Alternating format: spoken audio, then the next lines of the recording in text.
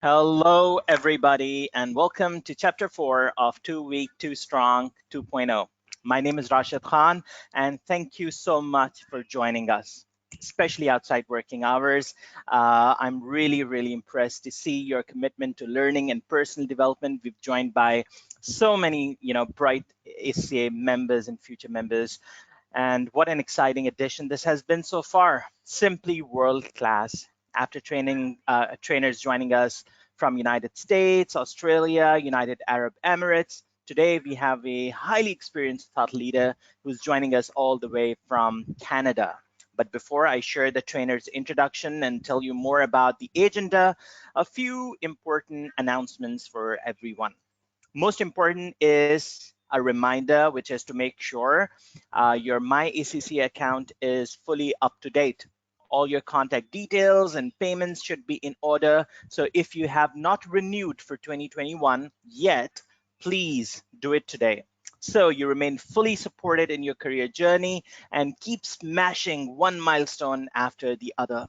And those who have been inquiring about certificates and recordings, please rest assured all the recording links are regularly emailed after every session, and individual certificates are emailed automatically to those who attend the full session. And if there are any cases where you're not able to download the certificate, after we are done with this season, we will of course, issue you separate certificates manually. And there is a highly valuable Future Ready Business Professional FBP certificate waiting for those who will attend all the chapters of the season live. So don't miss don't miss any chapter in this season except for chapter 1 or chapter 2. For those who are sitting exams, they can now watch the recording and they'd still be entitled to receive the certificate. And today's topic is Future Ready Internal Auditor. And this is the first time, that we are repeating a trainer from our season 1. So you can very easily judge the kind of feedback we've had after his session last year. Ladies, gents, everyone, we are truly thrilled to have with us Mr. Imran Zia, FCCA. He's the Director, Audit and Assurance at the Government of British Columbia, Canada. Imran is a seasoned professional with rich internal audit experience spanning over decades. Though he looks really young, as you can see on your screen, he has worked for various multinationals, Big Four firms, and national and international corporates.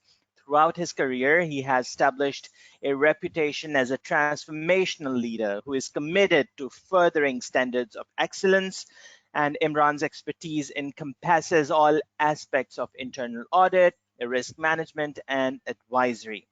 Imran is a proud winner of Internal Audit Excellence Award from ICAEW.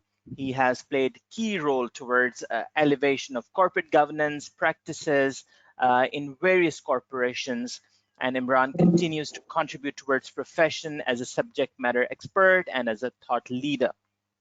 He also serves various professional bodies in different capacities, including positions like President of Institute of Internal Auditors, Vancouver Island chapter, member of ACCA's Global Forum for Audit and Assurance, member of ACFE's Global Advisory Council. He's the past chairman of ACCA's Member Advisory Committee and past president of ACFE's Association of Certified Fraud Examiners is chapter, as well as he's the member of Board of Directors of Connections Place. It's a global not-for-profit organization. So without further ado, I now invite the man of the hour, Imran, to please kick off today's session of TWTS 2.0. Hello, Imran. Can you hear me all right? Hello, Rashid. I'm good. I can hear you right. Can you hear me? Is it all good? Yeah, it's all good, and a very good morning to you. Thank you very much for taking out time, and the stage is yours now. Thank you so much, Rashid. Really appreciate. Thank you for introduction as well. Hello, everyone. Assalamu alaikum, and I welcome you all to our session, Future Ready Internal Auditor. Very excited. It's about 7 a.m. here with me in Canada, and really excited to have all of you on board. What I've been What an exciting year, what a different year we had. 2020, officially 2020 is over, but its repercussions would stay with us for a very long time. And nobody prepared us professionally or personally to deal with the circumstances and challenges that we faced. And I would say, as a profession or as professionals, we have been resilient, we have been agile, we have adapted to this situation really, really well. So we need to continue to move ahead. And I would say we have been fighting the good fight to protect our organization, or save our organizations. So let's get started. Future ready internal auditor. A few days ago, I was talking to one of my friend who works for a technology development company, a real big one, and she was telling me that a traditional auditor is battling its way to obsolescence. And her stance was twofold. Number one, she said, traditional auditors generally, the work that they do, that doesn't really matter, and that work is not important and not really support the business. And secondly, she was saying technological advancements are really taking over the mundane tasks that internal auditors used to do, and they don't even realize. So this is an aggressive stance, and I think differently than this. But that made me think as to, are we doing what we should be doing?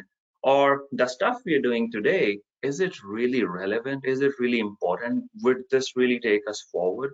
So with that in mind, I started reviewing each and every process that we do in internal audit, whether it's risk assessment or planning or engagement or reporting. And I really realized that there are a lot of things that we can do differently.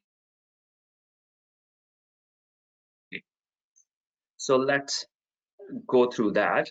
Um, back. Okay. Every morning in Africa, a lion, a lion wakes up and he knows that it should run faster than the slowest gazelle. If not, it would starve with hunger. Every morning when a gazelle wakes up, it knows that it should run faster than the slowest lion. Otherwise, it would be dead. So it doesn't matter whether you're a lion or a gazelle. When suns come up, you would rather be running. My question to all of us is, how fast are we running? Are we running with the speed of change? Are we catching up with the things changing around us in a very different environment that we are operating today? Or we're lagging behind? When you look at the recent survey, there is a realization that the change is needed.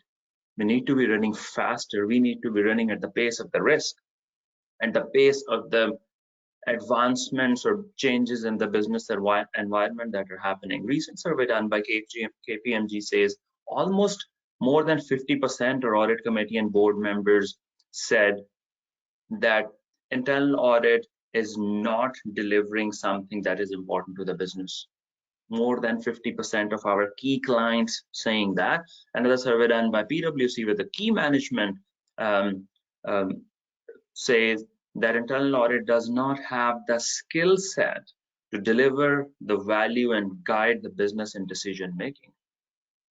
When internal audit is doing something that is not on board agenda, that might be important, but that doesn't really matter. So how do we align ourselves with the business requirements and start to deliver something that is valuable for business? There is a Chinese proverb which says, when winds of change blow, some people build walls while others build windmills. So my question to all of you is that, are we building walls or are we building windmills? And what do we need to do to build more of windmills so that we take advantage of the things which are happening around us rather than just hiding? And how fast are we changing? Another question to think about is that, when was the last time when you did something for the first time? If this was something recently, you do things often, then probably you're changing yourself and you're trying new things. But if it was very long ago, then it is something that we should be thinking about. Growth drivers have changed significantly. Telephone took about 75 years to reach 50 million users. Radio took about 38 years. TV took about 13 years to reach 50 million users. Today, a small app just takes 35 days to reach 50 million users. The environment that we're operating is very different. Another classic example here, how traditional business is challenged based on the new conventions, based on the new ways of doing business. On the left-hand side, we have the largest hotel chain, Wyndham, and on the right-hand side, we have Airbnb. The largest hotel chain was formed in 1974, while Airbnb in 2008. The largest hotel chain has 9,000 buildings. Airbnb owns none. It recently changed a little bit, but in general, the comparison remains the same. World's largest hotel chain has 37,800 employees, while Airbnb employs about 5,500. Look at the last line, net worth. The largest hotel chain with a net worth of about 5 billion, where Airbnb over $100 billion. That's the difference. That's how the whole business model is being disrupted. Today, total number of offerings available by Wyndham and Hilton Group as total, Airbnb has surpassed those numbers put together. So that's how the whole era of business is done very differently. The way the businesses are being run today is very different than it used to be. And when I think about this new model of information and data, I think as an internal auditor, what are we doing to align ourselves with this kind of model moving forward, and how do we survive in this environment? Another example, Microsoft Global Finance Function, they used to have about 800 people in their forecasting division, and it used to take about 2 weeks time every year to do that forecasting for 800 people. Now, because of automation, it is done by 2 people in 2 days. Just imagine, from 800 to 2. And the task that used to take 10 minutes, now it just takes 10 seconds. This has happened. We are not talking about something predicted or something coming. This is happening right now. Just an interesting stat, and I'm just asking, could you judge what is the relationship between the two, a newborn baby and iPhone? Well, the number of iPhones sold per day has surpassed the number of babies born per day. That's an interesting stat there. Changing realities, not so long ago, we used to have a lot of that stuff. Now just a smartphone. Tablet used to be different.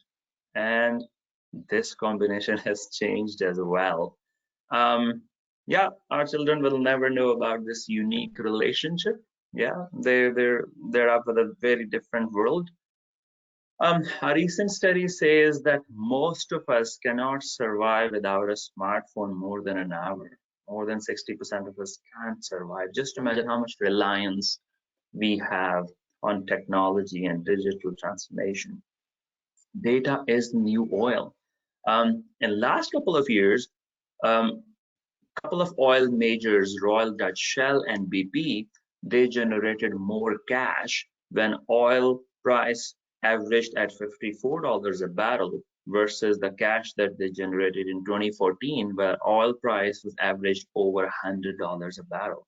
So just imagine, when oil price was $100 a barrel, they generated less cash in that time versus it's almost half, about $54 a barrel, and they're able to generate more cash. What is the difference? Business transformation, reliance on technology, business process simplification, relying more on data. All of that is now changing the world. And the companies who are relying more on data and using data to its advantage are really the one who are gaining. Disruption has already happened. World's largest taxi company owns no taxis. Largest accommodation provider owns no real estate. Largest phone companies own no telco infrastructure. Most valuable retailer has no inventory. Most popular media owner creates no content. The largest software vendors don't finance. Yes, that's the world. This has already happened a few years ago. It's happening. Some interesting stats for consideration for us. Only 11% of Fortune 500 companies from 1955 still exist today. So just imagine the organization or the companies which were there in top 500, in the top league, in the top pool, and they don't even exist today.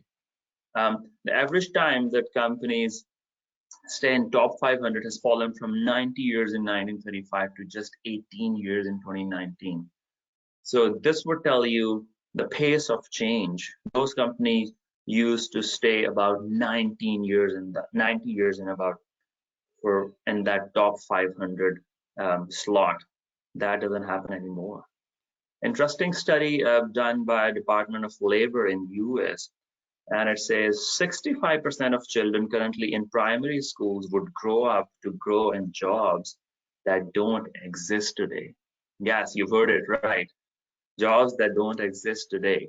So that's the future that we're heading towards. It's, as they call it, known unknown. We know that we're heading towards a big unknown. So how are we as professionals equipping ourselves with the skill set and knowledge that would help us progress in that sort of world, uncertain world, as we call it, VUCA world? A study done by economists says 94% of the responsibilities of accountants and auditors will be completed by robots in 20 years' time.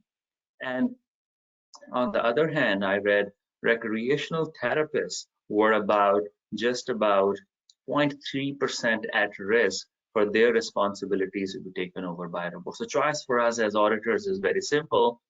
Either we change to recreational therapists, so we continue to do what we are doing and we don't need to change, or we start to deliver the value that robots can't deliver. That's the dilemma we're in. We really need to be thinking. Just a comparison that's not so old. Top 5 companies in 2001 versus top 5 in 2019. In 2001, we have GE, General Electric, Microsoft, Exxon, Citi, Walmart. In 2019, we've got Microsoft, Apple, Amazon, Alphabet, Facebook. This has changed a little bit in 2020, where Amazon has taken the top notch. But look at the change and transformation. We don't even see those companies in top 5. And if you see, all data-driven companies are taking the top slot. And that is something that we should be thinking. How do we align our thinking model? Are we okay with the tools and techniques that we have been using for years and years? It's a wake-up call for us where we should be thinking and delivering something new and that is more relevant to the businesses. So the story is simple. Which side you're on? You're either the one creating automation or you're the one being automated. Pick one.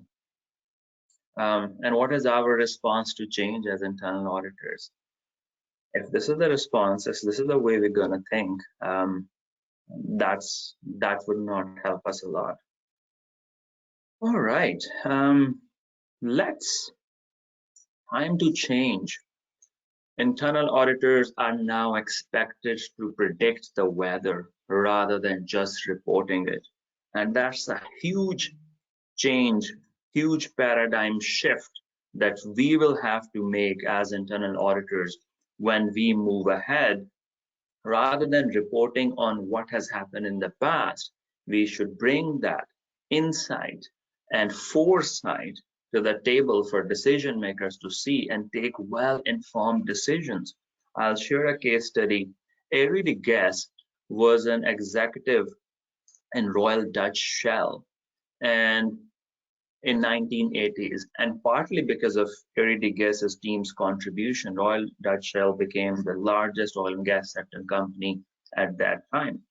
In 1980, they used a technique called scenario planning, where they used to predict possible scenarios, how things may go in future, and what we should be doing as an organization. In 1980, they predicted when oil price was $25 a barrel, they predicted that the oil price may go down to $15 a barrel in a couple of years' time. And then they went on and challenged the executive and say, you need to game out a plan when oil price comes down from $25 to $15. How are we as an organization going to survive in that environment?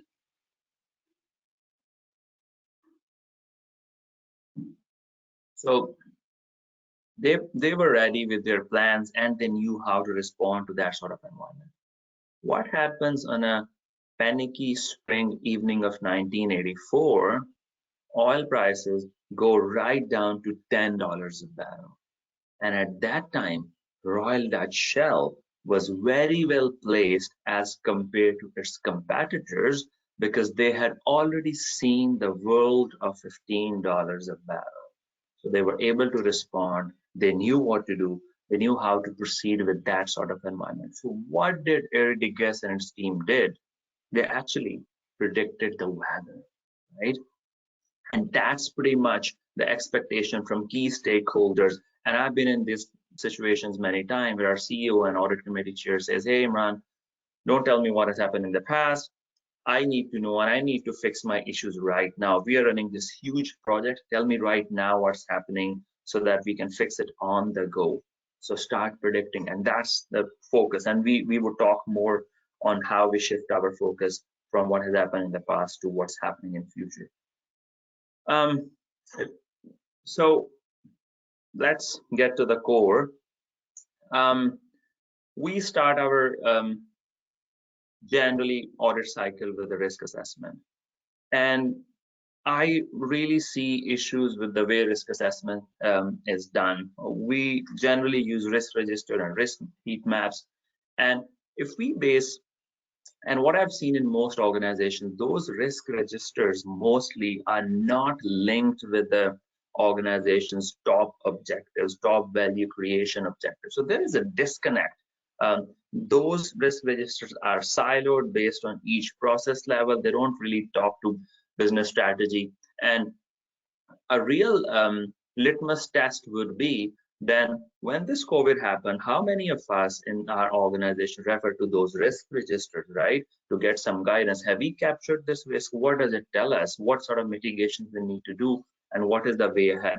If most of us didn't refer to those risk registers, that would tell you that don't really align with the business objectives. So if we base our risk assessment on the risk registers, on those siloed risk registers, we are destined to be doomed. Second thing, high, moderate, and low risk rating. Now, this is an interesting one. We are happy when we do our risk assessment, rating them as to high, moderate, and low.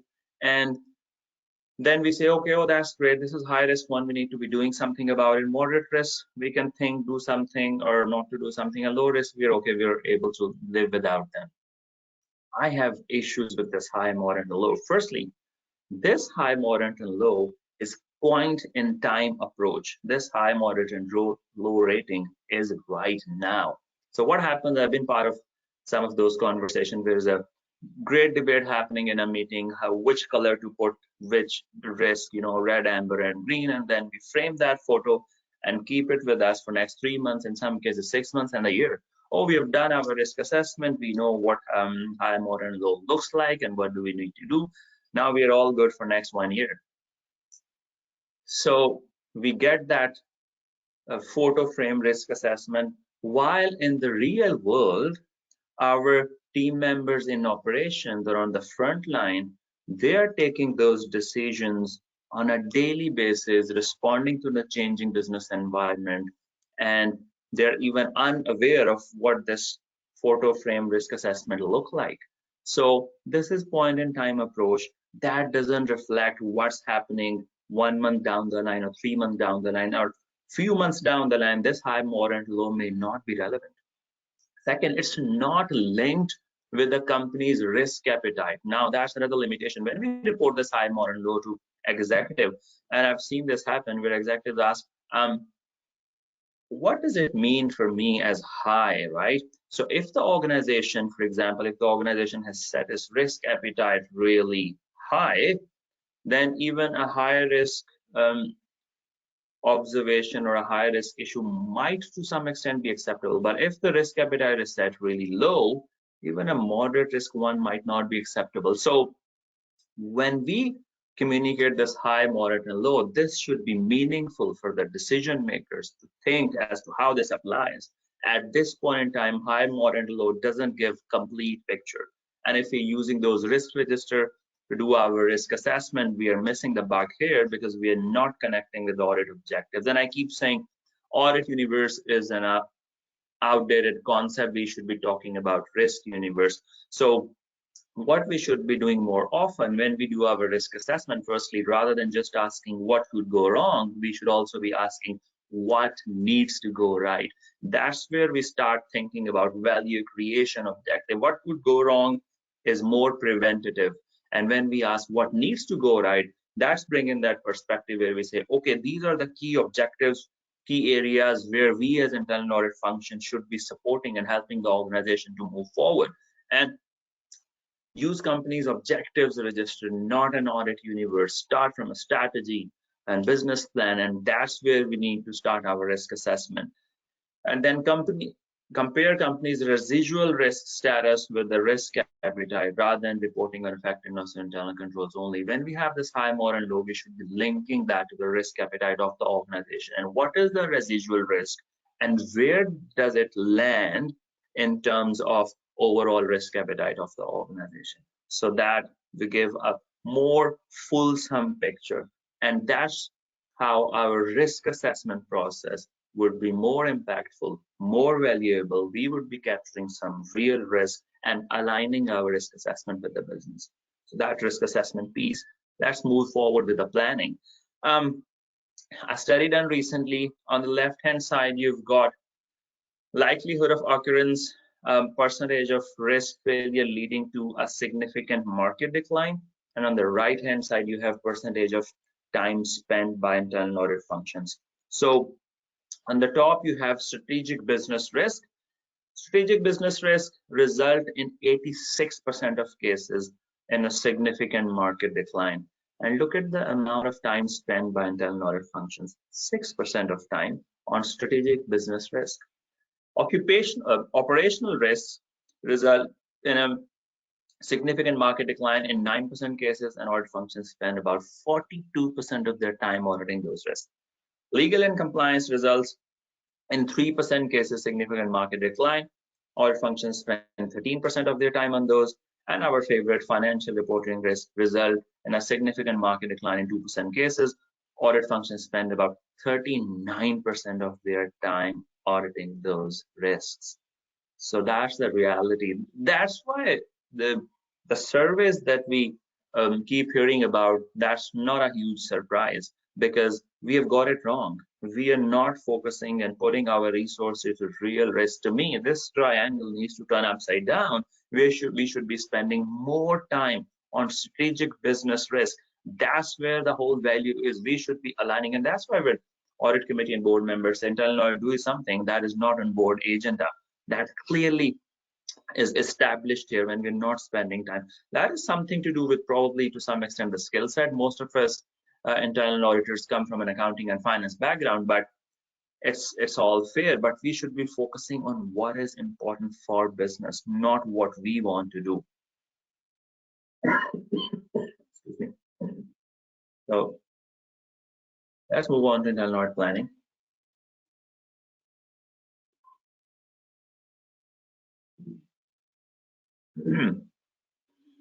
Another dilemma that we have, and that was relevant to the previous slide as well. We see here, I have this staff. I have an IT auditor, so I can do a couple of IT audits a year. I have a person with financial audit background, we'll do a couple of financial audits. And we have somebody with operational skill set, and we'll do some operational audits. That doesn't work like that. Staff for the audits we perform, not perform audits based on the staff we have. And I think we should be aligning the resource requirement based on the risk assessment that we have done. If we have identified some real major risk and we don't have resources, we should be open and upfront with the audit committees and boards saying that, hey, these are the risks that we have identified. We don't have skill set to cover all of those. So now it's up to you whether we staff ourselves to support that. It might be different options, insourcing, outsourcing, whatever.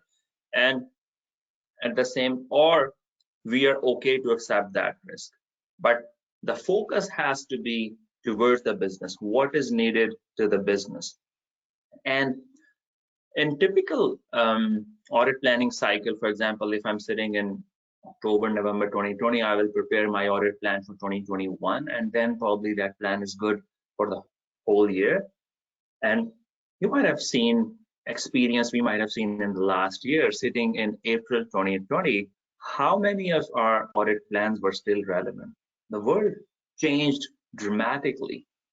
And I believe we had to discard our audit plans and see what was really required by the business and supporting the business. So change doesn't occur once a year. Internal audit risk assessment must be dynamic, not static, and focus on the risks that matter to the organization objectives. Those are the risks that need to be addressed in your audit plan. And ask the question, will this engagement add value? Sometimes we come across a high risk area, but management is already aware of that and they have already put in place a lot of mitigation. So probably auditing that area may not add a lot of value. So really focusing on what matters to the business, aligning our work with the business requirements, not the skill set that we have. Auditing ahead. There is a big focus on future-focused auditing, and IIA standards also talk about future focus. And I've put here a pre-mortem, not a post-mortem. So how audit where the risk is going to be, not where it has been. So how do we align? How do we change our focus and become future-focused auditors? Align the work to future value, get involved in new initiatives. I've seen internal audit functions very happy doing post-implementation reviews, which is all fine, but at that time, the implementation has already taken place. So if we highlight, then the business has to go back and fix those issues. I see my success as success of management, as success of business, because if management has implemented a system which had internal control deficiencies or risk and control issues, and I was unable to highlight those right at the beginning, that reflects a failure on my part. Either I failed to highlight those issues or I was unable to convince the management to make those changes. So we really need to be thinking and aligning our processes with what's happening with the business right now. If you're aware of CSI TV series, you would typically imagine a scene where a crime scene investigator is gone on the crime scene and opens the door of the house and says, hey, you have a dead body inside. If I am the auditor, I would want to work with the business, with the management to avoid that dead body in the room. Because at that time, we are just reporting a dead body. Damage has already been done. Another example might be how interested you would be to know the roads around the area where you used to live a couple of years ago are being repaired. I believe you would be focused on the areas or roads where you are traveling now or in the future. So that is more relevant to us versus what has happened in the past. So audit the risks that impact today and tomorrow. Don't limit your focus to what has happened. And prevent and control the risk issues when you can, rather than identifying them when they already exist, right?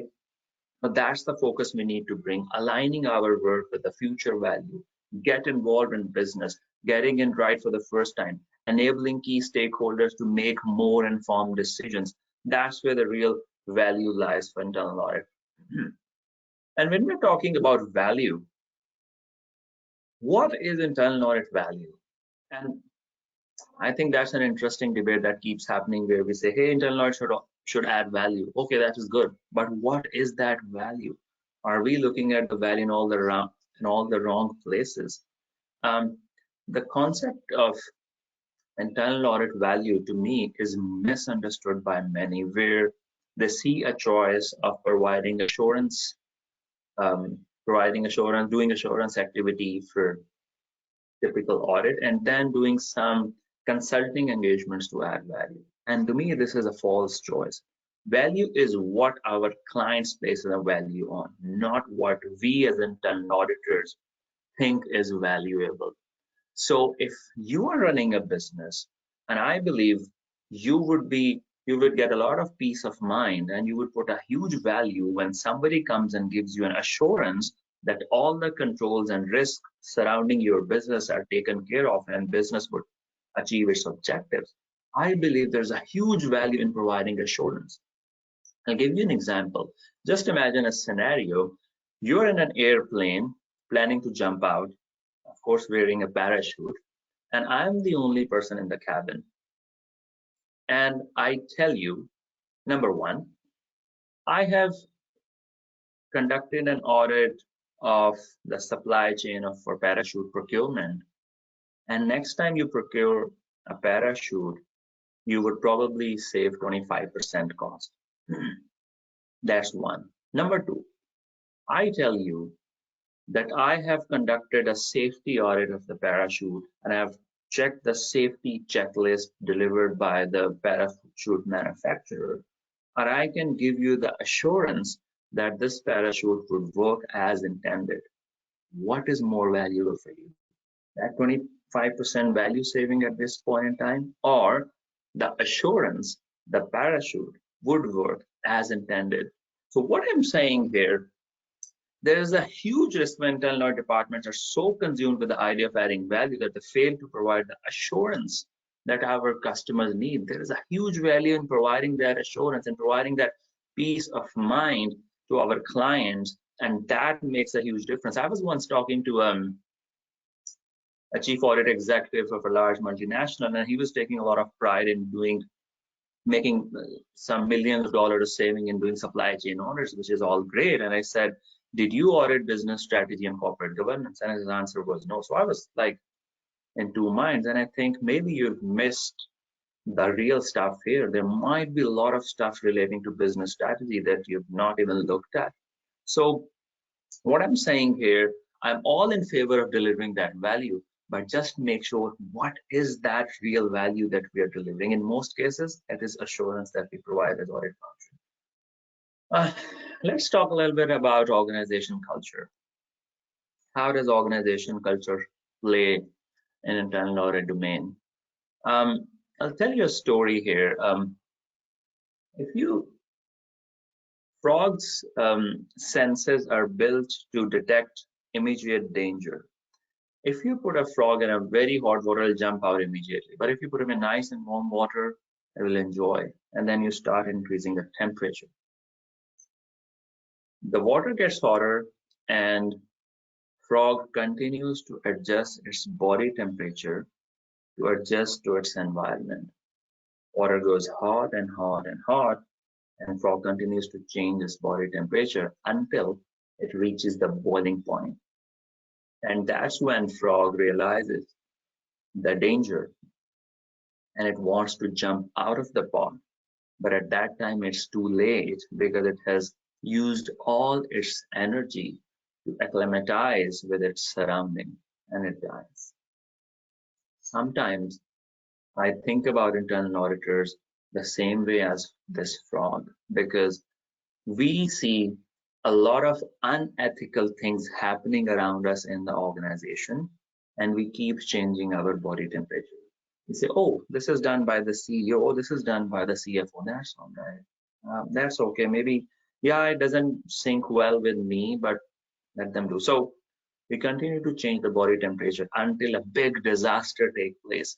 You take any recent debacle of corporate history, whether it's or go back to Enron or it's any other recent um, um, corporate scandal, you would see there was something rotten right in the culture of the organization. So if we see those culture red flags, we need to be talking, we need to be raising those to the audit committee and board. Forbes magazine recently called culture the most overlooked elements of audit. I'm not saying go and do a culture audit, but that means whenever you're auditing throughout, you get to know the culture. There are cultures and subcultures in organizations. So when we go and do those audits, we need to get a sense of culture within that domain or area or process. And we should be highlighting. These are some red flags we should be talking about. Significant deviations from board's espoused values. If board says, Here are our key values we operate, and you see the people operating very differently. That's a red flag for you. Silo-based functioning. Hey, this is my function. I hold all the information. Nobody interferes in my area. I don't share my information. Another red flag. Layered management reporting. If there is a lot of layers, real information gets filtered at every stage, and some it's very little or distorted information that reaches at the top. So that is also we should be thinking about whether or not how these layers within the organization's hierarchy are serving the purpose or not. Excessive short-termism, if you see decision making done on short term. Another red flag. Black holes. Nobody knows what's happening. Oh, you don't need to know. Forget about that. These are all high risk areas from a culture standpoint, and we as internal auditors should be talking about those. Another one is reputation. I feel the higher you grow in your career and you climb the corporate ladder, having to have that relationship building becomes increasingly important. A study done by Carnegie Institute of Technology says 85% of your financial success is due to your personality and ability to communicate, negotiate, and lead. Only 15% is due to technical knowledge. Yes, we come from a technical background where we see, oh, I'm technically correct as an auditor, and this is all I need, and this is enough to convince auditors. It doesn't work like that. Human psychology is very different. For somebody to trust in you and believe in you and buy what you're selling, should have that relationship of trust. I've been in some of the situations where the auditor says, hey, Imran, I don't fully understand where you're staying and not fully convinced, but since it's coming from you, I'll accept it. What is that?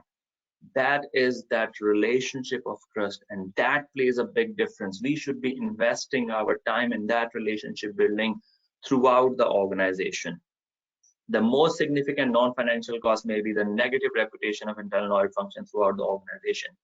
And a study shows that if an auditor is likable and gives a well-organized argument, managers tend to comply with their suggestions even if they disagree and the auditor lacks supporting evidence. So that's how the relationship plays. Likability. If you're well socialized, people will come and talk to you, and you don't have to do a complete audit to know the issues which are going on, and that really serves the purpose. How do we increase likability?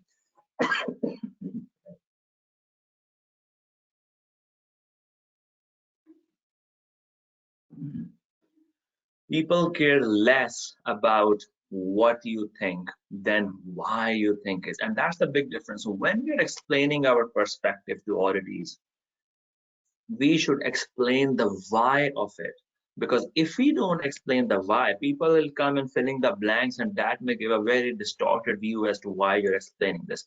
So if we explain the why and tell them what's in there for them, then it's easy to get the buy-in. Identify and expand the areas of commonality when interacting with others. I was talking to a business development manager of a large multinational and said, when we go on business development meetings, we have been trained to spend 70 to 80% of our time in areas of common interest. Yes, it's a business development meeting and you're spending about 80% of your time on establishing that rapport. We are humans, we deal with humans. So if we have that relationship going, that really helps. Understand and adapt to communication style. If the person sitting in front of you is very methodical, very fact-based, so using overblown statement may not go well with them. Don't pass judgment. If people think this person comes with a preconceived notion, a preconceived mind, they won't come to you as an auditor. You should be thinking things with an open mind, taking things with an open mind, and then that's how you should portray and position yourself. And last one, important, pull more and push less. When we go in discussion with auditees, rather than taking a position, hey, we've audited this area, these are the observations, and here is the set of recommendations that you need to implement, versus when we say, hey, let's discuss the observation and shortcomings, and let's agree that the issue lies in here, and then we'll work together to come up with the ways to address those issues. So it's a human psychology. When something comes from you, people own their own balcony. If they say they do it, they will do it. So take process owners on board, take stuff from them, and then assess from a risk and control perspective. Okay, this suggestion works well for us. go to process owner and say, you are the people who are subject matter experts. You're doing the business day in, day out. Let's work together on this. So pull more and push less. That really works. Meeting internal audit objectives without auditing. Can we do that? And if we can, then we don't need internal audit function in the organizations. No, that's not the case. I'll share an example. So I worked for oil and gas sector company for over 10 years, oil and gas drilling. And we identified as an organization that a lot of our equipment goes for major overhauls and maintenance every year, and that results in huge costs. So the business decision was made to establish a workshop within the organization so that we can do those repair, maintenance, and upgrades in-house. It was a totally different skill set, was not part of our regular business. We brought that in. Internal audit does risk assessment. Workshop, new area, no skill set, no past experience, all of those factors, high risk, auditing. So I called the head of workshop and I said, hey, you're the lucky winner this year, and we'll be auditing you. And he said, Imran, this is all good. You can come and audit. But we're still in the process of setting our processes, customer interface. If you come and audit me now, you will have a huge audit report and a lot of findings.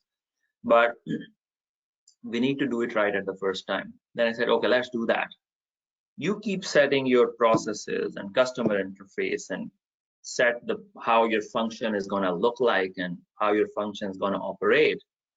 And then we as internal audit would review your processes from control and risk perspective on the go.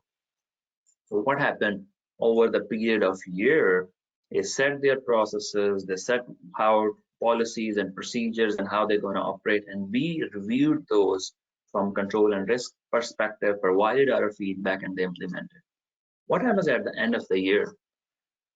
Processes were in place, internal controls were reliable, and as internal auditor, we were able to provide assurance that all the risks are taken care of and the function will perform as intended.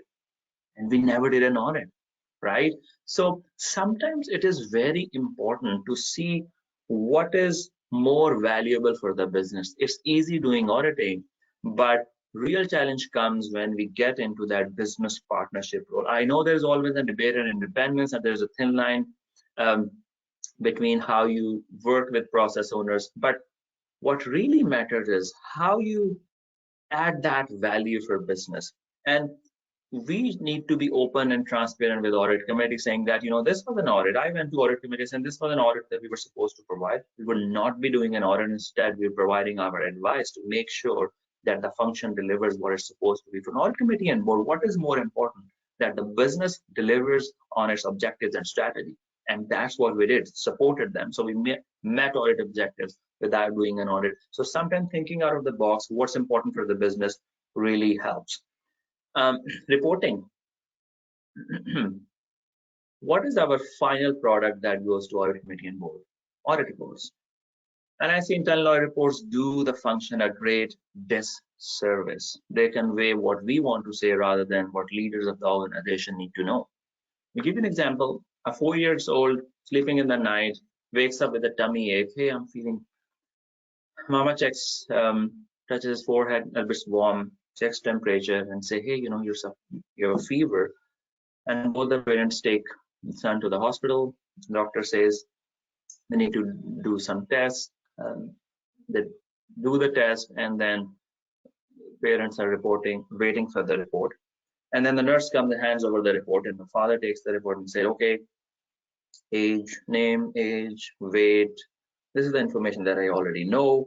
Okay, this is the red blood cell count, white blood cell, and then goes on and on. It says, well, it tells me what has happened with the test, but what I need to know as a parent is what should I be doing to fix the problem that she's facing? And that's the typical issue that I sometimes see with audit reports. We say what we're saying rather than reporting as to what key stakeholders need to know. And it is critical to communicate what matters to the stakeholders, not, okay, we have audited and we have found this, this, and this. So then CEO on board says, okay, this is all good, but what's in there for me? So another important thing when we're reporting, we need to bring that business lens in. Whenever I'm reporting something in the audit report, I should be thinking, is it really important for the business, for the key stakeholders, audit committee and board? How much valuable would that be for them to know about this? Another thing about the overall reporting process is our reporting sometimes takes a lot of time. By the time we report an issue, it's already too late. So we need to be more agile in terms of reporting. Provide stakeholders with the information they need, when they need it, and in a form that is actionable. Change is our final product. A recommendation has no value unless it leads to unnecessary change by management. So make our reporting more agile, action focused, report what matters to the business, bring in that business lens, and that's how we make our reporting more impactful. We spend a lot of time on quality assurance based on quantity, not real quality. I got to learn from long-time CAE Chris Scaler, long-time CAE of Apple, and he once told me that they don't even maintain working papers for audit, because in Apple the audits are very different. They're based on the projects, and projects are running, and they're very different from what happened in the last year. So for them, maintaining those audit papers had no real value. I'm not saying don't do that. This is the requirement from IAEA. But what I'm saying is, think about the time that you're spending and value that you're creating. We should be working more lean and spending most of our time where we add more value. A study says lean organization cost 10% less than typical organizations. So think about that. What is the amount of time that we need to be spending on working papers and doing this quality assurance, which is more quantity, and really be focusing our time towards value creation objectives. So you might be thinking why I'm putting these animals here in internal audit. In an animal world, when ostrich sees a risk, it ducks its head in the sand, assuming that everything is all right. While meerkat, it stands tall, scans the horizon, and um, makes strategies to deal with the risk. So my question to all of you is that, are you a meerkat or an ostrich? And what are we doing to be more like a meerkat? When we all know that our role is changing, the change is coming, we need to be aware of what's happening, and we should be preparing ourselves for that. What are we doing to be more like a meerkat? And you need to decide the role that you're going to play in your organization. You can choose to sit in the front row or in the third row, or you can clearly see that sitting in the first row comes with more challenges, because that's where you add real value. Or you can choose to go with the tide, just be part of the journey and not really guiding and adding value. Choice is yours. Towards the end, some key lessons. I like how Albert Einstein defined insanity: doing the same thing over and over again and expecting different results. Embrace change, think outside the box. I've seen internal auditors um, thinking outside of the box once, but then they build a new box around them. And then, so I've devised this reporting format, it works really fine, I don't want to change it. Change is a continuous process. We need to keep on changing. Quantum transformation, internal audit paradigm. The electric lights did not come from the continuous improvement of candles. We really need to make a paradigm shift, more value driven, more future focused. And future focused auditing, my interest is in future because I'm going to spend rest of my life there. And that's really matters, right? What's coming next? That's where we should be focusing and guiding our key stakeholders. Audit that matters. Focus on success more than avoiding failure. Value creation versus value preservation. That's how our focus should be when we ask what can go wrong and what needs to go right. More focus on success and more valuation. You can't do a good job if your job is all you do. So we should be expanding our area, helping process owners in other things that they're doing, and helping business. And that's pretty much from me today. Thank you so much for attending. I'm happy to take any questions. What an amazing energy. What great insights, Imran. I should ask you, what did you eat in the breakfast? It was amazing. Wonderful. So we have a lot of questions let me see. Let me take a look at the clock. So we just have 4 more minutes, but we'll try to, cover a few questions. Okay. So there's so much praise. People are loving your personality, loving the session.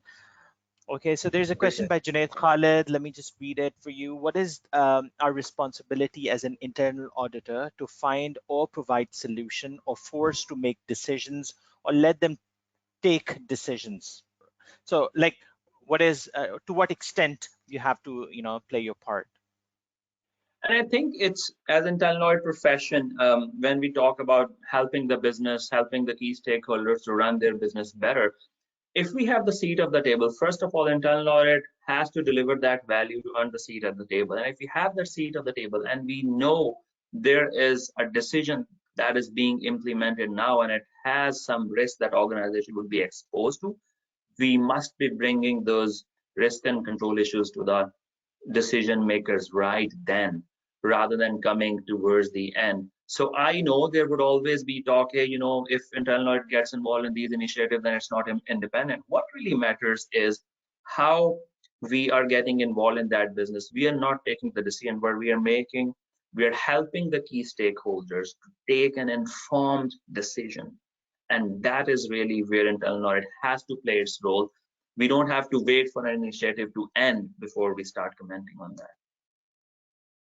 Right. Very precise and very correct answer. Thank you, Imran, for that. A lot of people are asking you if you can please expand on strategic risks.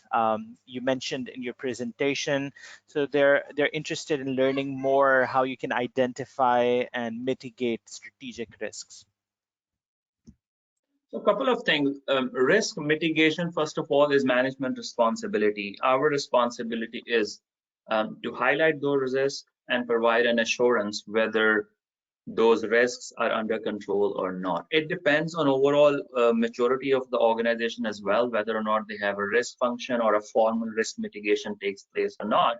And as internal auditors, focusing on risk, we should be starting really from taking a top-down approach, focusing on the key business objectives and strategies. Hey, where do you see your business going? And one important thing is talking to the key stakeholders, talking to the board members, talking to the CEO and audit committee members. What are their expectations? Where do they see the business going? What, in their opinion, is most important at this point in time? Not what we think, what we want to do.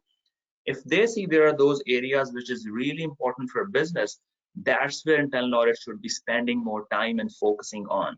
And that's where we will start to add more value and highlight those risks right when the business is ongoing. That's what when we are talking about a future focused auditing, there is a concept and we can talk in a greater detail that is called real-time assurance, and which is really picking up these days.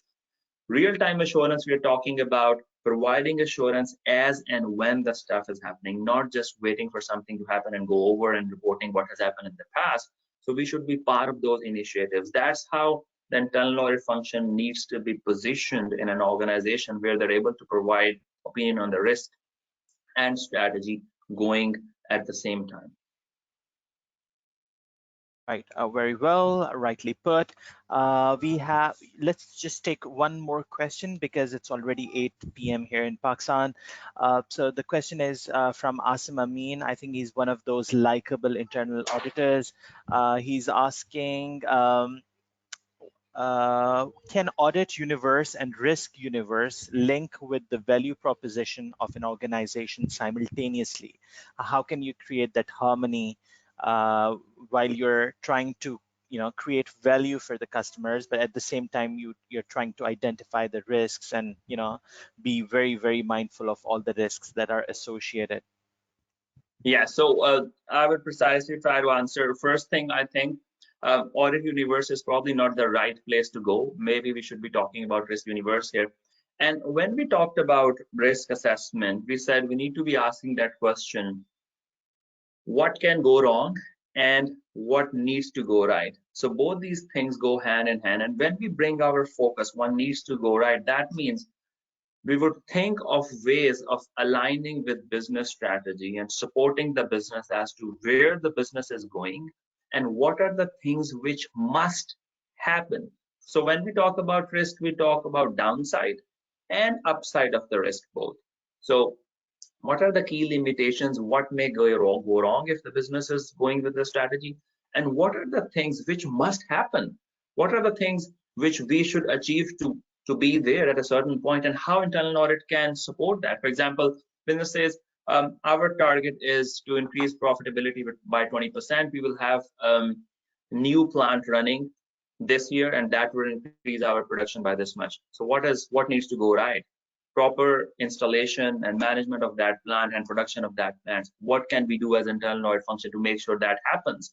So as when it's happening, when it's being constructed, we bring those issues to the table. Hey, if we need to be meeting our deadline of 31st December, having this plant operational, we need to be doing all of these things. These are the risks that we should be handling. Otherwise, plant won't be operational by 31st March, we'll miss our target. So that's where we start to talk about value creation, what needs to go right.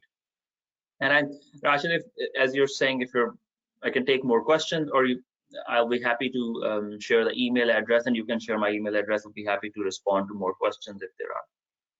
Yeah, sure. So let's just take one question because this is about the ethical dilemma of being an internal auditor. So the question is from Hira Imtiaz. She's asking how you can avoid the undue influence of top management when you're auditing. So you get a lot of pressure at different occasions. So as an internal auditor yourself, in your experience, how do you deal with that situation? I think I won't. In general, I'm not a big fan of taking a very hard line on any issue. But at the same time, we have to demonstrate integrity and uh, report facts with integrity. So first thing is, whenever you're joining an internal audit function and you look at the reporting line of that audit function, that will tell you how much value organization puts in internal audit. I've seen organizations, internal audit function reporting still to CFOs. In some organization it works fine, and some it's not. And if an organization, and that's where this dilemma starts to come as well, where some conflict of interest situation come. That's why the requirement is to have an independent audit committee where audit function reports to, so that in the audit function is given the liberty to report to the people who are not directly involved in the business.